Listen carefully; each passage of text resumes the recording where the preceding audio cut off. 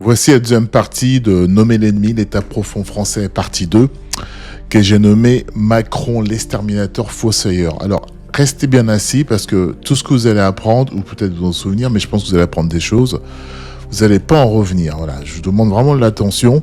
J'étais obligé de prendre des notes, tellement qu'il y en avait, voilà. Donc, écoutez bien. Donc, pour rappel, Macron, c'est le bradage de nos industries, la hausse des matières premières, carburant, alimentation, la hausse des impôts, la guerre coronavirus et le soutien sans faille à l'Ukraine, une dette abyssale de la France de plus de 3 000 milliards d'euros. Ça, c'est la partie officielle, parce que la partie hors bilan, on peut doubler. Voilà, on peut dire 7 000 milliards d'euros, pardon. Plus d'un Français sur deux âgé de travailler est au chômage ou en situation de précaire. Voilà, c'est des chiffres que vous pouvez retrouver. 7 Français sur 10 renoncent à des soins pour des raisons financières ou de structures médicales qui n'ont pas. Vous avez des déserts médicaux, vous le savez. 17 millions de Français sont touchés par la crise du logement. Voilà. Bon, je ne suis pas convaincu que les migrants, certains migrants en tout cas, et des étrangers qui viennent d'arriver en France ont ce problème-là. Enfin, si tu veux mon regard, voilà. 18 millions de pauvres sur 32 millions. Voilà. Donc en France, on estime qu'en dessous de 800 euros, vous êtes un pauvre, mais à 801 euros, vous êtes plus pauvre. Voilà, tout ça vient de lui quand même. Le démantèlement du code du travail, bon, pour certains points, ça peut être bien, moi en tant qu'entrepreneur, mais bon, voilà. Ils ont démantelé le code du travail pour avoir des emplois encore plus précaires. Ça a commencé sur Sarkozy, l'américain, et ça s'est fini, et ça a été poursuivi sur Flamby, le bricoleur. Vous vous souvenez, avec sa boîte à outils. Le taux d'endettement des Français est de 101% du PIB. Voilà, c'est juste extraordinaire. On va pas revenir dessus, mais je dis quand même la gestion de la crise sanitaire, désastreuse. Il n'y avait pas de masques, les hôpitaux sous-équipés. Il fallait surtout pas faire appel aux cliniques privées, voilà, et surtout interdire toute médicamentation efficace contre le corona. Il fallait laisser mourir un maximum de gens. N'oubliez jamais que nos anciens, ils les ont tués avec le Rivotril. Voilà, n'oubliez jamais ça.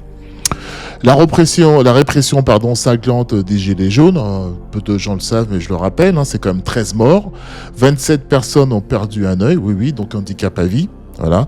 Plus de 150 blessés graves et handicapés aussi. Voilà. Et surtout des gens emprisonnés pour des convictions politiques. Souvenez-vous de ça. Un chef de guerre, on va dire comment ça, allié et en premier rang avec l'État profond américain. Voilà. Ça, c'est son bilan. Et encore, la liste n'est pas exhaustive. Mais c'est surtout que malgré ce bilan catastrophique, un bilan d'ignominie et d'une noirceur profonde, plein d'institutions, fondations, associations, etc. ont décidé quand même de revoter pour lui et ont appelé à voter pour lui. Je refais une liste là. Écoutez bien. Asseyez-vous. Le journal Le Monde, qui est financé par nos impôts et par Bill Gates, ont fortement appelé à voter Macron en 2022. Ont appelé Macron en 2022. La fondation l'Abbé Pierre, alors celui-là, à mon avis, doit se retourner dans sa tombe, le pauvre. Oui, la fondation l'Abbé Pierre a demandé de voter pour lui. Voilà. Le Comité national olympique et des sportifs français, exceptionnel, voilà, bravo les sportifs. Le pacte du pouvoir vivre, je sais pas ce que c'était. Le pacte du pouvoir vivre qui regroupe un tas d'associations comme, écoutez, France Handicap, Emmaüs, la démocratie ouverte. On a appelé à voter pour lui, voilà. Ensuite, je continue. L'Union nationale interfédérale des œuvres et des organismes privés non lucratifs, sanitaires et sociaux. Il fallait le trouver celui-là. UNIOP, voilà. Donc on a appelé à voter pour lui. Sans oublier les artistes, Gilles Lelouch, l'amour ouf, ça il peut donner des leçons de morale, d'amour, l'amour, etc. Voilà, en tout cas il a appelé à voter pour lui. Voilà, c'est mon regard, Charles de Gainsbourg, Pierre Arditi, Jeanne Birkin, Fabrice Lucchini, Catherine Fro, Bruno Solo, Nagui, Michel Simès, Valérie Damido, etc., etc. Voilà.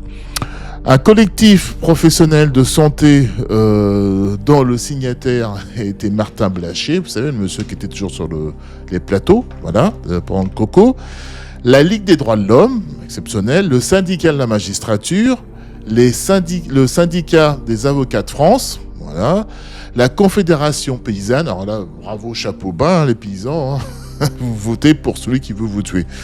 C'est exceptionnel. Hein. Les organisations étudiantes, alors la FAGE, le FSE, MLF, UNEP, bravo. Hein, on vous enlève de l'argent sur vos allocs pour étudiants, vous votez pour lui. Bravo. En tout cas, vous appelez à voter pour lui. Les ONG Oxfam, voilà, où on a vu la Légion de gauche, ils ont qui étaient en lutte contre Macron, ils ont appelé à voter pour lui. Voilà, Greenpeace, exceptionnel. Les Amis de la Terre. Les associations d'attaque. Les associations attaquent, voilà. Droit au logement, FCPE, bon voilà, pour celui qui veut détruire le peuple français, qui met pas un sou dans les logements français, etc., mais vous appelez à voter pour lui.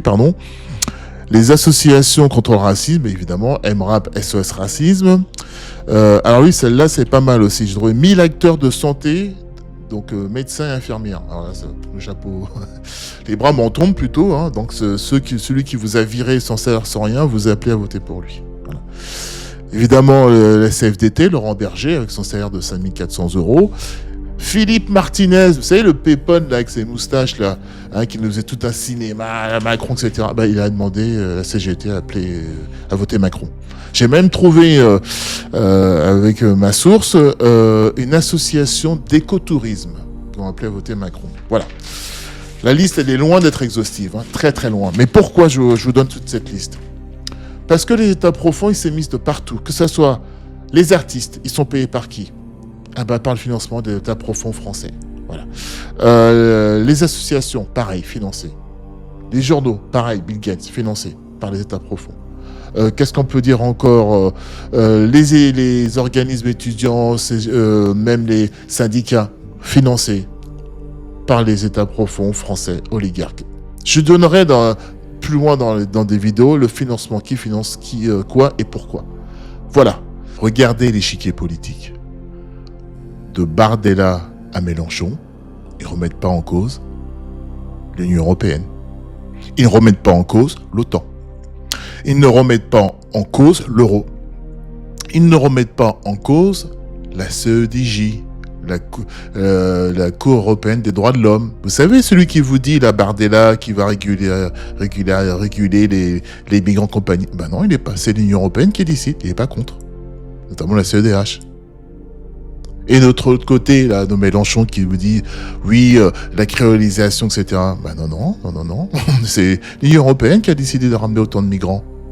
Donc, de gauche, de Mélenchon à Bardella, c'est contre l'État français.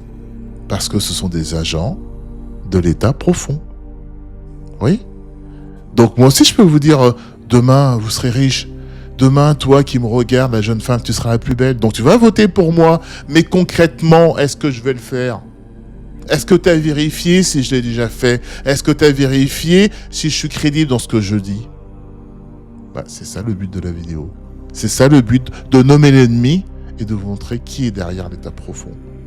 Je pense que, en tout cas j'espère que ça vous ouvre les yeux. Surtout ceux qui pensent voter, qui sont fans de personne.